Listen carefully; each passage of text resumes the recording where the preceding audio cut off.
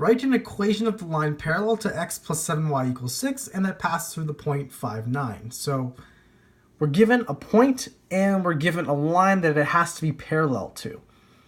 So because we're given a point, we're probably going to be using the point slope form of a line, y minus y1 equals m times x minus x1, where x1, y1, again, is going to be our point coordinate. 5 is going to be x1, 9 is going to be y1, but we don't know what m is, which is the slope of the line.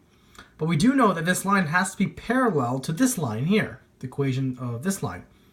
And remember that parallel lines have the same slope. So if we find the slope of this line, it'll be the same slope here. So that's what we're going to do. We're going to, and the simplest way to do that is to solve for y, making it in slope-intercept form. So to do that, I'm going to subtract x from both sides, and then divide both sides by 7. And I'm going to get negative 1 over 7x plus 6 over 7.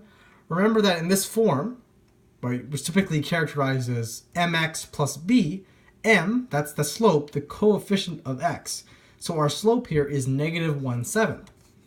So we're going to plug that in for m. And you can see I plugged in the point. So the x coordinate is 5, the y coordinate is 9. And now I can, I'm going to convert it to slope-intercept form again. So I'm going to solve for y. So first off, I'm going to distribute the negative 1/7 to x, multiplied by x, and multiply it by negative 5. That gives me positive 5 over 7.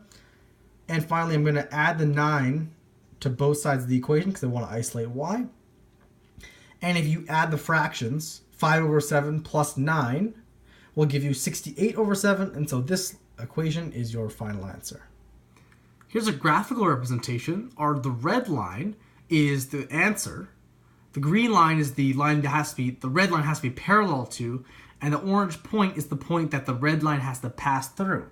So here, take a look at the green line. Notice it has a very small negative slope. Again, the slope of negative 1 over 7. The red line you can see is parallel, and it passes through the point 5, 9.